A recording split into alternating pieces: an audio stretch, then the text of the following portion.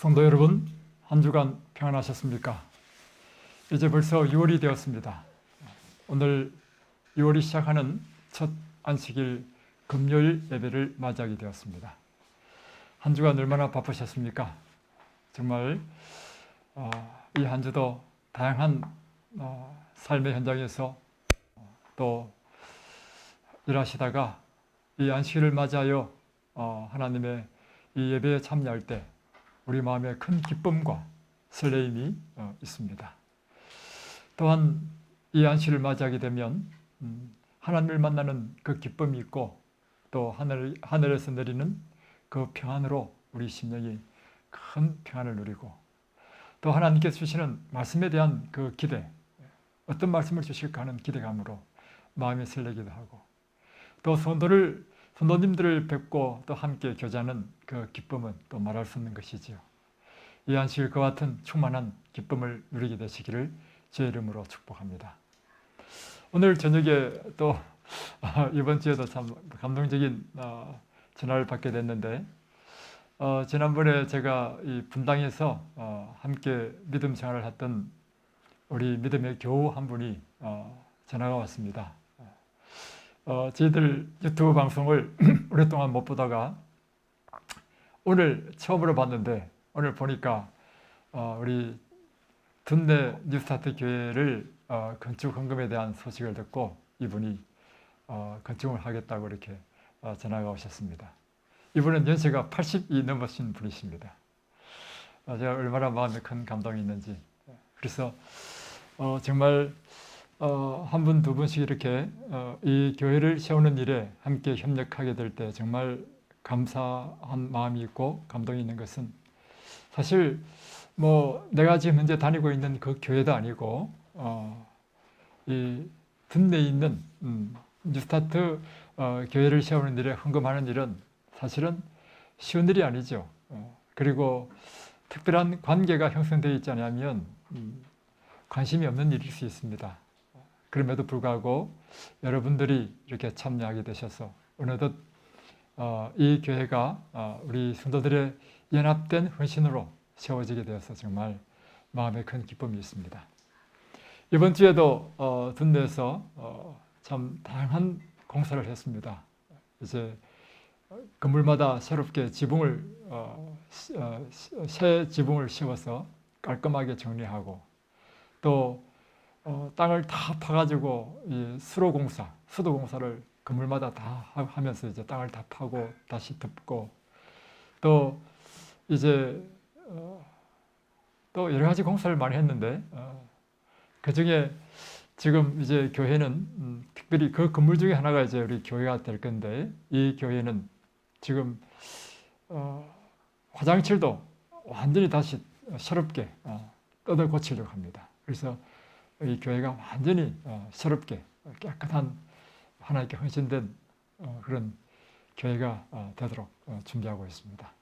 아무쪼록 이 일에 특별한 마음에 하나님의 감동이 있는 분들은 함께 협력하셔서 큰 기쁨을 나누게 되시길 바라고 또 귀한 이 헌신하신 분들의 이름을 꼭 기념하는 그런 일을 하고자 합니다. 자, 오늘은 제10과 새 언약이라는 제목으로 말씀을 보겠습니다. 먼저 기억지를 말씀 예레미야 31장 31절에 있는 말씀을 다 함께 우리 봉독해 보겠습니다. 시작. 여호와의 말씀이니라. 시작. 여호와의 말씀이니라. 보라, 날이 이르리니 내가 이스라엘 집과 유다 집에 새 언약을 맺으리라. 이제 오늘 제목이 새 언약인데 새 언약이라 하니까 반드시 무엇이 있어야 새 언약이 있을 수 있습니까? 옛 언약이 있어야 새 언약이 있는 것이죠. 그러면 옛 언약과 새 언약은 본질적으로 다른 것입니까?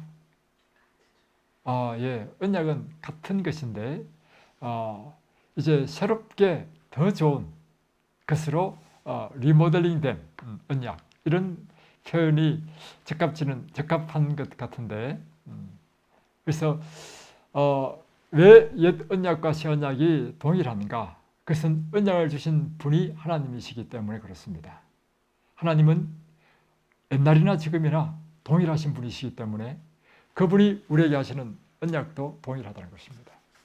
두 번째는 언약이란 그 내용 자체가 동일하기 때문입니다. 언약의 내용이 무엇이죠?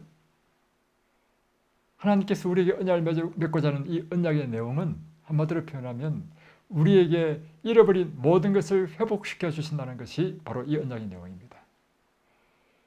죄가 들어옴으로 인해서 우리는 영생을 잃어버리고 아름다운 품성을 잃어버리고 또한 낙원을 잃어버렸습니다. 하나님께서 이 죄로 인해서 잃어버리고 깨지고 상한 모든 것을 다시금 회복시키고 다시금 우리에게 영원한 행복과 완전한 품성과 완전한 생명을, 영원한 생명을 우리에게 주시겠다는 약속이 바로 이 언약의 내용이죠. 또 어떤 점에서 또 동일하냐면 이 언약을 맺으시는 그 주체자는 하나님이 우리에게 일방적으로 언약을 맺는다는 것입니다. 그 점에 있어서 옛 언약이나 새 언약이나 이 언약을 주도하시는 주체자가 하나님이시라는 관점에서도 또 동일하다는 것이죠. 또 어떤 점에서 또 동일할까요? 하나님께서 이 언약을 맺으시는 것은 우리에게 상실의 사랑과 자비와 긍휼, 은혜 이것이 우리와 언약을 맺게 하는 것이라는 것이죠. 그런 점에서 또한 동일하다는 것입니다. 또 동일한 것이 무엇이 동일할까요? 그것은 이 언약은 조건적이라는 것입니다. 옛 언약이든 새 언약이든 조건적이라는 것이죠. 무엇이 조건적인가? 그것은 하나님께서 우리에게 언약을 맺지만 우리는 그 하나님의 그 언약의 조건에 순종할 때만 이 언약이 성취된다는 것입니다. 그 점에 있어서 언약은 둘 다 조건적이고 둘 다 우리의 순종을 요구한다는 관점에서 이 언약은 옛 언약이나 새 언약이나 동일하다는 것입니다. 그러면 옛 언약과 새 언약의 차이점은 무엇일까요? 옛 언약은 우리의 구원은 오직 무엇으로 이루어지죠? 예수님의 보혈을 기초로 한 예수님의 대속적인 죽음에 기초하여 우리의 구원이 이루어진다는 것입니다. 그 점에 있어서 옛 언약과 새 언약은 무엇이 다르냐면 우리의 대속적 죽음을 상징으로 나타낸 동물의 피를 흘리는 제사를 통해서 이 언약을 우리에게 나타내신 것이 옛 언약이고 새 언약은 그 본체이신 그리스도께서 이 땅에 오셔서 그분이 직접 십자가에 달려 죽으심으로 그분의 자신의 희생을 기초로 하여 새롭게 맺은 언약, 이것이 새 언약이라는 관점에서 다르다는 것입니다. 또 옛 언약은 우리에게 이 구속을 주시는 목적은 무엇인가 하면 우리로 하여금 하늘에 적합한 사람으로 다시금 우리를 회복시키는 것이 목적이거든요. 그러면 우리를 죄에서 구원하신 다음에 반드시 우리를 어떻게 이끌어야 되냐면 하늘의 대원칙에 일치된 사람으로 이끌어야 된다는 거예요. 그게 무엇이냐면 옛 언약에서는 돌배에 새긴 하나님의 계명, 하나님의 이 온 우주의 기초가 되는 하나님의 율법, 그것이 돌비로 주신 것이라는 것입니다. 이것이 옛 언약이었습니다. 근데 새 언약은 이제는 그 차가운 돌비가 아닌 우리의 마음판에 하나님께서 당신의 율법을 새겨주신다는 것, 이것이 바로 새 언약의 특징이라는 것입니다. 이것이 오늘 전체적인 내용으로 우리가 보게 됩니다. 여러분, 우리가 이제 옛것과 새것, 이제 마태복음에도 보면 이제 예수님께서 마태복음 7장이죠. 마태복음 24장이네, 24장 보면 충성된 청지기는 언제나 옛것과 새것을 나누어 준다 이렇게 표현했는데 이제 옛것은 옛날에 경험한 하나님, 새것은 다시금 경험하는 새로운 하나님 경험한 경험, 이렇게 이야기될 수도 있고, 또 옛것은 구약의 성경, 옛 진리, 또 새것은 신약의 복음으로 사람들에게 구원의 복음을 나눠주는, 이렇게 해석될 수 있죠. 있는데 우리가 이제 이 옛것과 새것을 이렇게 비교해 보면 어떤 점이 옛것이 좋고 어떤 점이 새것이 더 좋을까요? 예를 들면 옛것과 새것은 본질적으로 같은 것입니다. 예를 들면 집이라 해보세요. 집. 옛날의 집은 초가집이었습니다. 또는 토담 흙집이었습니다. 사실은 이제 정감이 있죠. 그리고 따뜻한 그런 정취를 느끼지 않습니까? 그럼에도 불구하고 오늘날 우리 사람들에게, 그런데 오늘날 우리가 이 집을 옛날처럼 초가집이나 흙집을 안 짓고 이렇게 신식집을 짓는 이유가 무엇이죠? 불편하다는 것입니다. 옛날에 그 초가집이나 흙집에서는 그 일일이 장작을 펴가지고 불을 떼야 됐죠. 그 부엌이라는 것이 지금의 이런 입식이 아니고요. 그 부엌, 요즘 젊은 사람은 잘 모르겠네. 그 푹 꺼진 데 가지고 그 얼마나 불편하게 일을 했습니까? 그래서 옛것과 새것 생각해보면 새것은 그 기능은 똑같은데 더 좋은 것, 더 나은 것이란 것이죠. 그래서 히브리서 8장에 보면 동물의 피, 옛날에는 옛 언약에서는 동물의 피를 흘렸잖아요. 동물의 피보다도 더 좋은, 더 나은 예수님의 그 보혈로. 옛날에 우리 인간의 죄를 대속하기 위한 중보자로서 인간 제사장의 그 봉사였다는 것이죠. 인간 제사장의 그 봉사보다도 더 나은 봉사, 이제 새 언약에서는 바로 그리스도가 하늘에서 우리를 위하여 중보하시는 중보자 대제사장 되셨다. 이게 바로 히브리서의 기별이에요. 바로 이런 내용이 오늘 전체적으로 쭉 나오는 것입니다. 자, 한번 보겠습니다. 먼저 1월 소절 한번 보겠습니다. 보라 날이 이르니 제목인데 에레미야 31장 31절 34절을 읽고 다음 질문에 답해보라 했습니다. 먼저 에레미야 31장 31절로 34절을 한번 읽어보겠습니다. 여호와의 말씀이니라. 보라 날이 이르리니 내가 이스라엘 집과 유다 집에 새 언약을 맺으리라. 이 언약은 내가 그들의 조상들의 손을 잡고 애굽 땅에서 인도하여 내던 날에 맺은 것과 같지 아니한 것은 내가 그들의 남편이 되었어도 그들이 내 언약을 깨뜨렸습니다. 여호와의 말씀이니라. 그러나 그날 후에 내가 이스라엘 집과 맺을 언약은 이러하니 곧 내가 나의 법을 그들의 속에 두며 그들의 마음에 기록하여 나는 그들의 하나님이 되고 그들은 내 백성이 될 것이라. 여호와의 말씀이니라. 예, 여기 보면 에레미야서에 보면 내가 이스라엘 집과 유다 집에 새 언약을 맺을 것이다. 왜 맺느냐? 32절에 보면 그 전에 옛 언약을 맺어서 내가 그의 남편이 됐는데 보면 내가 남편이 되었어도 그들이 내 언약을 깨뜨려 버렸다는 것입니다. 그래서 그 관계가 깨어졌다는 것입니다. 그래서 예수님께서는 하나님은 다시금 우리를 새롭게 이제 관계를 맺고 다시금 이제 관계를 맺는 것이 바로 무엇인가 하면 새 언약을 맺겠다는 것입니다. 그래서 이제는 그 법을 우리 마음판에 새겼어. 마음에 기록했어. 그런 나는 그의 하나님이 되고 그들은 내 백성이 되게 하겠다. 이것이 바로 예레미야서에 나오는 새 언약의 내용인 것입니다. 여기 보면 이 언약을 주관하는 사람은 누구죠? 여호와의 예, 하나님입니다. 이 언약의 특징이 뭐냐면 언약은 전적으로 하나님께서 주관하신다는 것입니다. 다음에 여기서 말하는 법은 누구의 법을 말하는 것이죠? 내 법을 그의 마음에 새겨주겠다 하는 말, 이 법.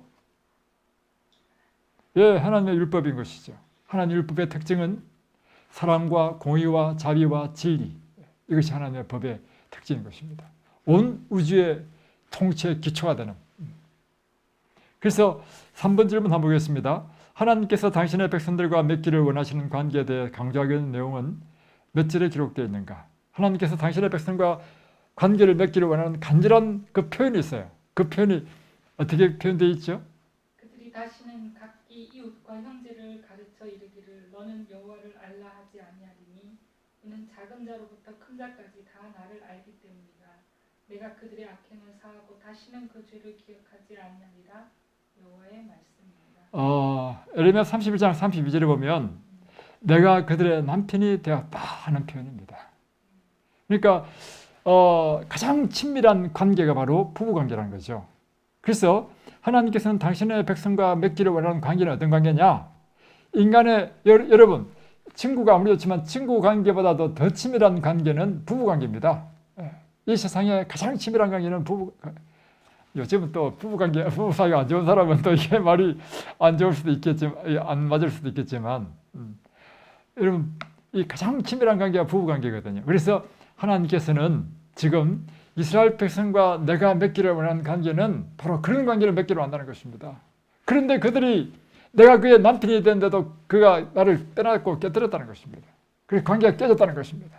그래서 이제는 내 마음에 그를 품겠다는 것입니다. 내가 그의 마음에 들어가겠다. 이게 뭐냐면 그의 마음에 내 법을 새기겠다는 것입니다. 이제는 뗄래야 뗄 수 없는 관계로 들어가겠다는 것이죠. 그러면 4번, 하나님의 어떤 행위가 당신의 백성들을 위한 언약의 관계의 기초를 이루게 되는 것입니까? 여기는 나와 있지 않지만 예수님의 십자가의 그 죽으심, 우리를 위하여 대신 죽으시는 대속적 죽으심이 당신의 백성과의 관계의 기초를 이루고 있다는 것입니다. 다 넘어가지고 또 이제 굵은 글씨가 있죠. 여호와께서 그들의 악행과 당신의 백성들의 죄를 용서하시리라는 에레미야 31장 34절의 마지막 부분을 주목해 보라. 여호와께서 비록 그 법을 우리의 마음에 새기고 그것을 우리 속에 두실지라도 그분께서는 여전히 우리 마음에 새겨진 법을 어기는 우리의 죄악을 사하실 것을 강조하고 계신다.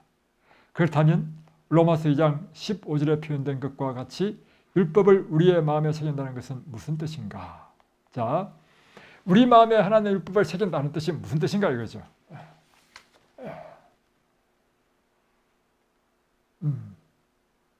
여기 지금 질문하고 있습니다.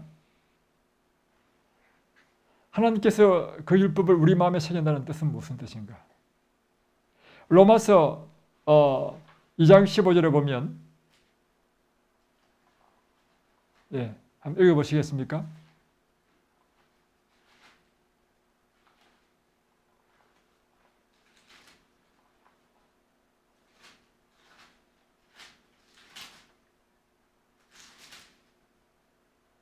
이런 이들은 그 양심이 증거가 되어 그 생각들이 서로 혹은 고발하며 혹은 변명하여 그 마음에 새긴 율법의 행위를 나타내느니라. 네, 마음에 새긴 율법이라는 표현을 하면서 양심이라 했습니다. 그리고 그 밑에 보면 참조해서 마태복음 5장 17절로 28절로 되어 있는데 이 내용을 찾아보면 어떤 말씀이냐면 옛날에는 살인하지 말라라는 그 계명이 단순히 우리가 외적으로 사람들을 상해하는 것을 살인하지 말라는 죄로 인식했다는 것입니다. 그러나 예수님께서 우리에게 가르치신 새로운 율법은 무엇인가 하면 우리 마음에서 사람을 미워하게 되면 그것은 곧 그 사람을 살인하는 죄를 짓는 것이다 라고 하는 것이죠. 그러니까 여기서 우리 마음에 하나님의 율법을 지킨다는 의미는 이전에 단순히 획일론적인 것의 차원의 그런 것이 아니라 우리 마음의 동기에서부터 출발하는 그런 근본적인 하나님의 율법에 대한 개념을 우리에게 심어주시겠다 하는 것입니다. 이해되시나요? 그래서요, 사실은 우리가 신앙을 하게 되면 잘 알지 못할 때는 무엇을 하지 마라, 무엇을 하라면 뭐 행위론적으로 그거 하고 안 하고 하면 된다 생각했는데 점점 세월이 지나면 지날수록 우리에게 일어난 변화가 있습니다. 그 변화는 우리 마음에서부터의 출발이 바로 하나님의 율법에 일치되어야 된다는 것이죠. 우리 마음의 동기 자체에서부터 하나님의 율법에 일치되는 삶을 살아야 한다는 사실을 우리가 깨닫게 된다는 것이죠. 자, 다음 페이지 넘어가 보겠습니다. 월요일 소재 보겠습니다. 마음을 변화시키는 일 했는데 남방 유다가 거의 멸망에 이르고 그 백성들이 바벨론의 포로로 잡혀갈 무렵에 하나님께서는 선지자 에레미야를 통해 새 언약을 발표하셨다. 이것은 성경에서 새 언약이라는 표현이 나오는 첫 번째 경우이다. 그러나 예레미야 시대보다 약 150년 전에 북방 이스라엘의 10지파가 멸망하려 할 때도 선지자 호세아를 통해 다시 한번 또 다른 언약의 개념을 언급하셨다. 이렇게 되어 있고요. 여기 보면 호세아 2장 18절로 20절을 읽어보라 했습니다. 한번 찾아보겠습니다. 호세아 2장 18절로 20절. 그날에는 내가 그들을 위하여 들짐승과 공중의 새와 땅의 곤충과 더불어 언약을 맺으며 또 이 땅에서 활과 칼을 꺾어 전쟁을 없이 하고 그들로 평안히 있게 하리라. 내가 내게 장가들어 영원히 살되 공의와 정의와 은총과 긍휼이 여김으로 내게 장가들며 진실함으로 내게 장가들리니 내가 여호와를 알리라. 여기 보면 이렇게 되어 있습니다. 이것과 에레미야 31장 31절로 34절에 있는 말씀을 서로 비교해 보라 이렇게 했고, 거기에는 어떤 공통적인 표현이 나타나는가 이렇게 했습니다. 어떤 공통적인 표현이 나타나고 있죠? 참 놀라운 것은 호세아 2장 19절로 20절을 보면 내가 내게 장가들어 영원히 살고 싶다. 진실로 내게 장가들리니 이런 표현을 계속 반복하고 있는 것입니다. 아까 예레미야 31장 31절로 34절에도 내가 내 남편이 되었음에도 불구하고 이런 표현이 나왔죠. 그러니까 다시 표현하면 이 새 언약의 특징은 무엇인가 하면 부부 관계와 같은 가장 친밀한 관계로 우리를 하나님께서 우리와 관계를 맺기를 원하신다는 것입니다. 그래서 이 표현은 참 대단한 표현이에요. 하나님께서 나에게 장가 드신다. 그것은 여러 가지 의미가 있는데 여러분 그분이 우리에게 장가 든다는 의미가 어떤 의미일까요? 여러분 여자가 돼서 잘 모르는 것 같은데 우리의 모든 걸 책임지시는 예, 바로 그거예요. 다시 표현하면 마이크를 좀 가까이 대고 말씀하세요. 앞으로 할 때. 이제 여호와께서 우리에게 장가 드신다는 의미는 무엇인가 하면 이 성경상으로 남편은요 그 여자를 책임진다는 의미입니다. 한마디로 그의 삶을 모든 걸 다 책임진다는 그 의미입니다. 그러니까 하나님께서 우리에게 장가 든다는 의미는 무엇인가 하면 내가 너와 언약을 맺고 싶다. 그 언약을 맺는 이유는 무엇인가 하면 너를 행복하게 해주겠다는 것입니다. 내 삶의 모든 필요를 내가 채워주겠다. 너는 나와 함께 있는 한 너는 인생에서 모든 슬픔과 고통은 없어질 것이다. 그리고 내가 기대하지 못한 모든 축복과 행복을 누리게 될 것이다. 이게 하나님께서 우리에게 장가 되시겠다는 그 이야기입니다. 그래서 요한복음 14장에 보면 너희는 마음에 근심하지 말라. 너는 마음에 근심하지 말라. 하나님을 믿으니 또한 나를 믿으라. 이 뜻이 그 뜻이에요. 내가 너를 위하여 처소를 예배하러 가노니 가서 처소를 예배하면 내가 다시 와서 너희를 나 있는 곳에 있게 하겠다. 그게 바로 하나님께서 우리와 언약을 맺은 그 결국으로 우리를 영원한 천국으로 데려가신다는 뜻입니다. 이것이 언약의 내용이에요. 내용. 그리고 하나님께서 우리와 언약을 맺고자 하는 목적인 것입니다. 그보다 더 오늘 우리에게 더 그 당시의 사람들에게 그래서 요즘은 또 이렇게 이 부부관계에 있어서 남자와 여자를 다 책임지는 사람이 별로 없어가지고 이게 잘 어필이 잘 이해가 안 되겠지만 그 시대, 이 성경을 기록했던 그 시대는 최소한 바로 장가든다는 의미는 바로 그것을 의미했다는 것이죠. 자, 보겠습니다. 또한 언약의 기본적인 의미와 본질에 대해서 무엇이라고 언급하고 있는가? 여기 보면 공의와 공의와 정의와 은총과 긍휼히 여김으로 내게 장가들며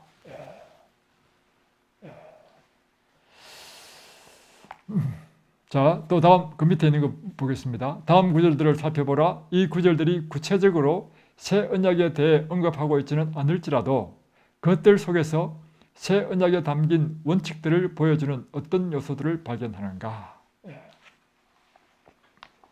자, 에스겔 11장 19절에 보면 어떻게 되어 있습니까? 읽어보십시오. 내가 그들에게 한 마음을 주고 그 속에 새 영을 주며 그 몸에서 돌같은 마음을 제거하고 파인처럼 부드러운 마음을 주어. 예. 내가 그들에게 한 마음을 주겠다. 그 속에 새 영을 주겠다.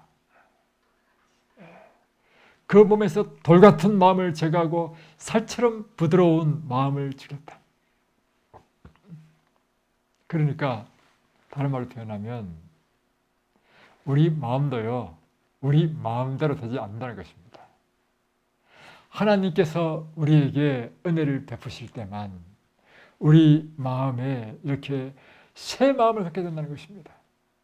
하나님께서 우리에게 은혜를 주실 때 우리 마음이 부드러워진다는 것입니다. 그 일을 하나님께서 하시겠다는 것입니다. 다음에 에스겔 18장 31절 한번 읽어보겠습니다.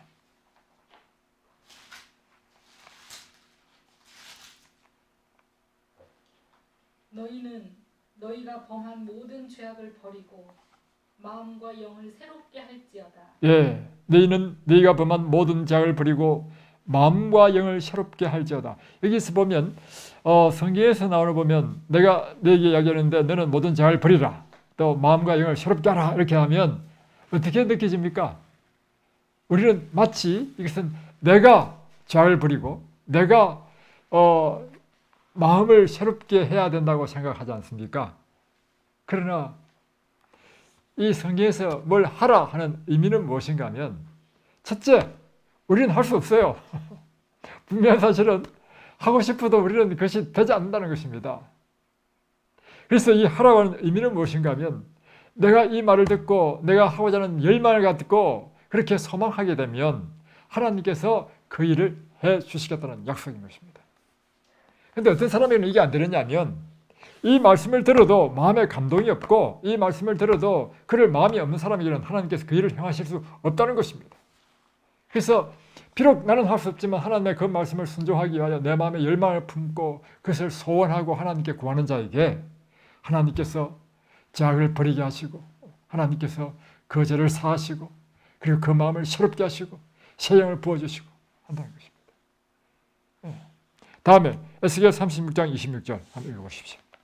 또 새 영을 너희 속에 두고 새 마음을 너희에게 주되 너희 육신에서 굳은 마음을 제거하고 부드러운 마음을 줄 것이며. 예, 새 영을 너희 속에 두고 새 마음을 너희에게 주겠다. 누가요? 예, 그래서 이 언약은요, 주체가 주님이시고 하나님이시고 또한 이와 같이 그 일을 이루시는 분도 하나님이시라는 것입니다. 예. 예레미야 24장 7절을 한번 읽어보겠습니다.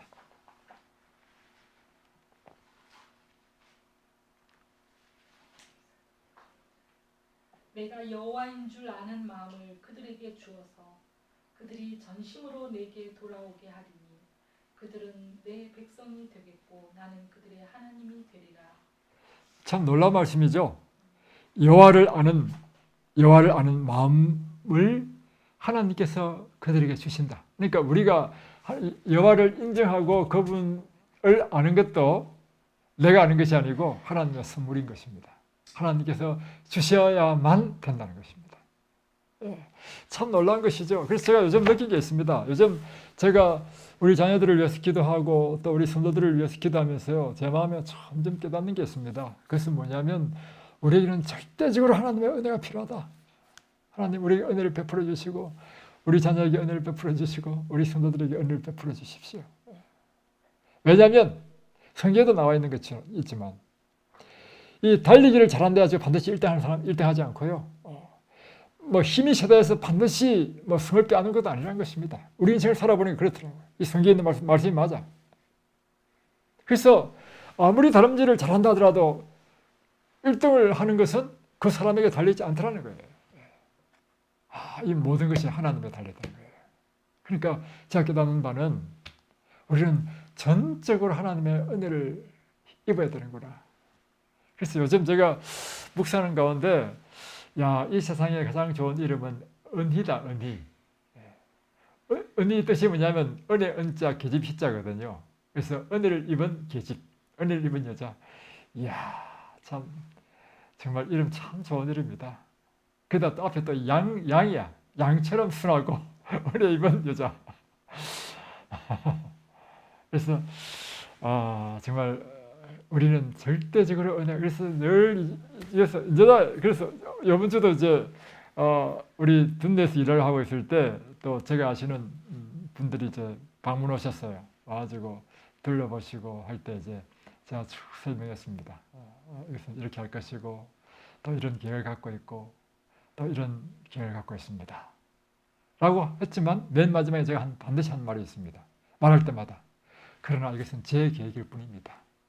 하나님께서 허락하셔야만 가능한 것입니다. 예, 우리는 아무리 계획한다 하더라도요, 우리 뜻대로 되는 게 없습니다, 여러분. 언제나 우리는 이 겸손해질 수밖에 없는 이유가 뭐냐면 예, 하나님의 은혜를 입어야 된다는 것이죠. 그래서 이 언약의 기초는 뭐냐? 한마디로 표현하면 하나님의 은혜예요, 은혜. 어떻게 우리가 그 은혜의 혜택을 받느냐? 믿음으로 그 은혜를 받아들이는 사람이 혜택을 받는 거예요. 구원은 무엇으로 받느냐? 믿음으로 그 은혜를 받는 사람이 구원을 받는 거예요.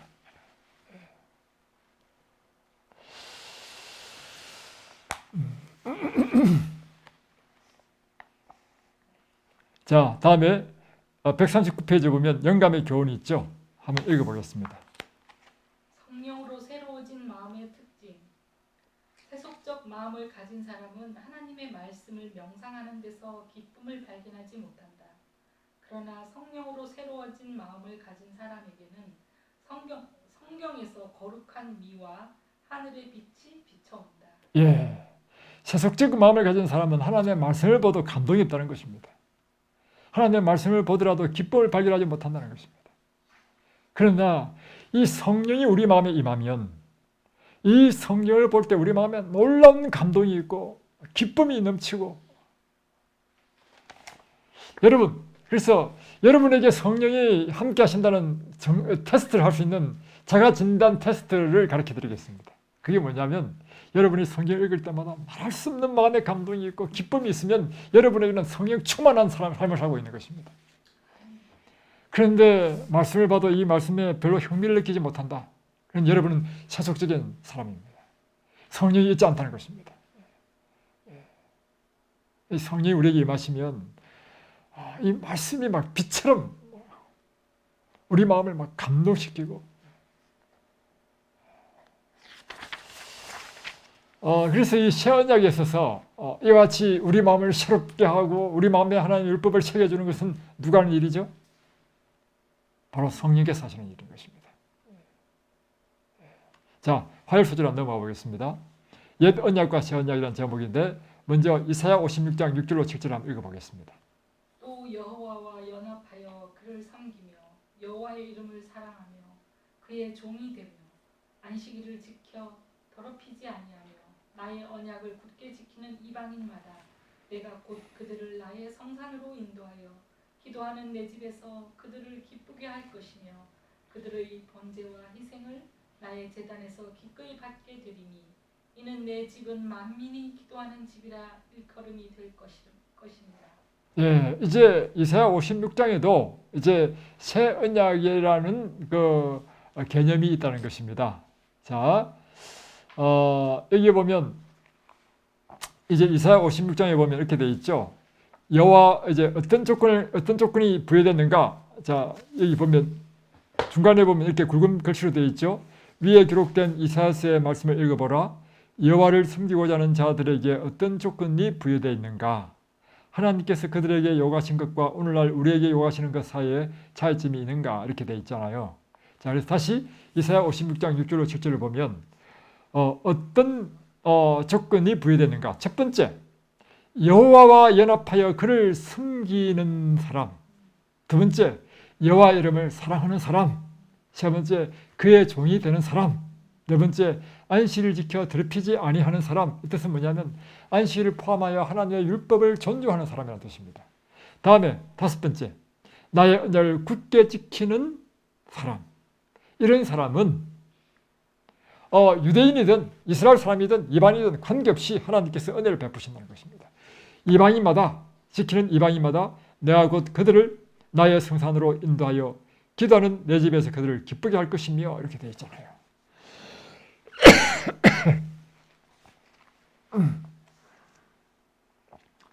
물 한 잔만 좀 주시겠습니까? 그래서 비록 새 언약이 더 좋은 언약으로 일컬어지기는 하지만 언약을 구성하는 기본적인 요건에 있어서는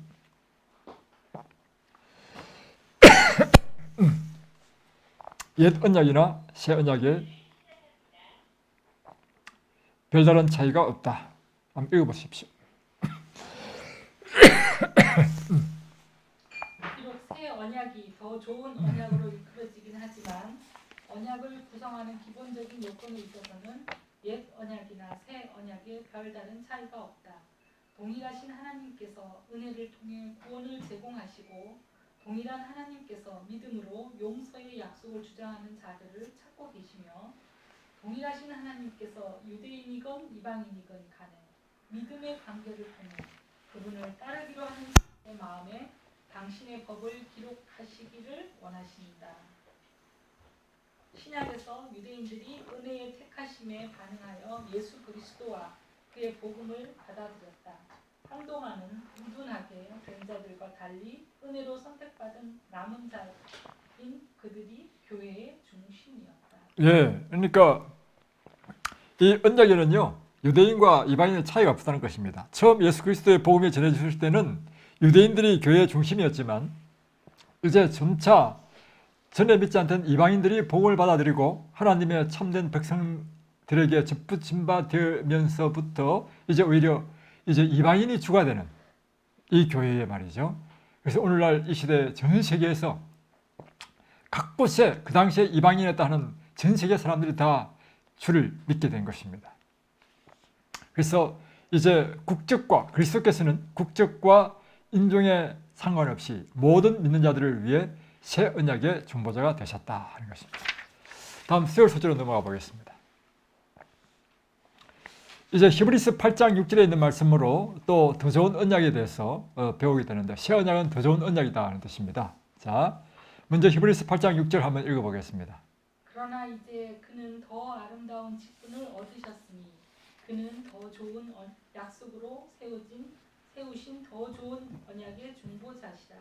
여기에 이제 세 번이나 이제 반복되는 것이 뭐냐면 그는 예수님입니다. 더 아름다운 직분을 얻으셨다. 그는 더 좋은 약속으로 세우신 더 좋은 언약의 중보자이시다.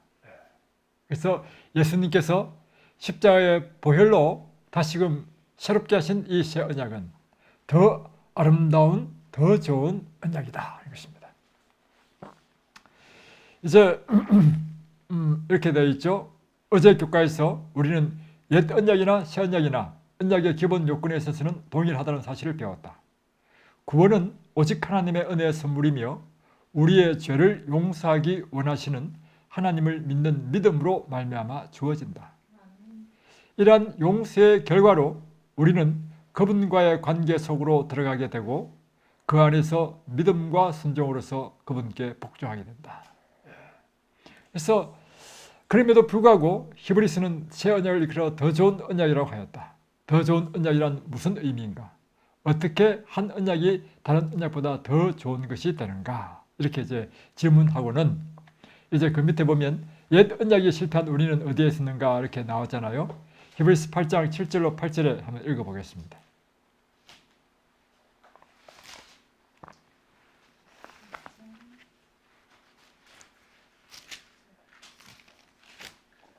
저 첫 언약이 무흠하였더라면 둘째 것을 요구할 일이 없었으려니와. 예, 8절은 너무 기니까 제가 생략하겠습니다. 이게 뭐냐면 첫 언약은 예수님이 오시기 전이었기 때문에 우리에게 언약의 언약을 이 짐승의 피를 잡는 제사 의식을 통해서 우리와 맺었다는 것입니다.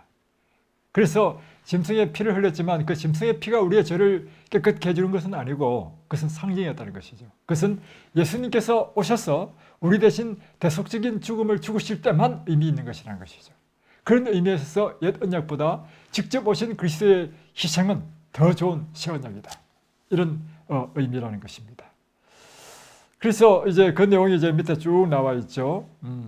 그분이 또 하나는 그 당시에 우리 인간의 죄를 중보하는 사람은 인간 제사장이었습니다. 이 히브리서 8장에 보면 나오는데 인간 제사장은 그 수명이 제한이 되어 있었기 때문에 또다시 제사장이 또다시 이제 갈린단 말이에요. 그러나 더 좋은 새 언약에서의 우리의 중보자 대제사장은 누구냐면 예수 그리스도라는 것입니다.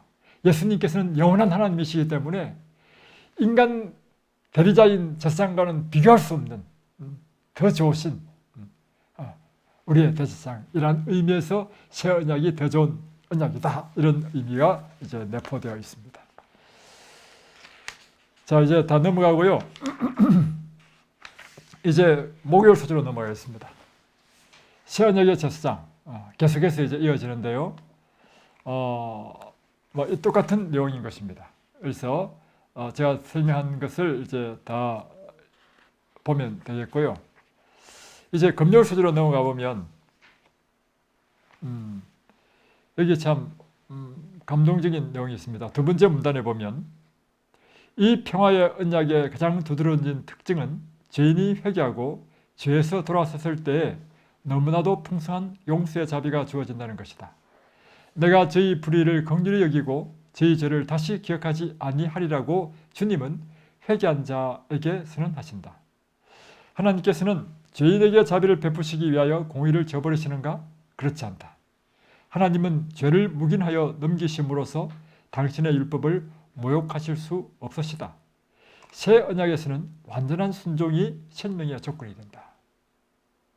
자, 중요한 거죠.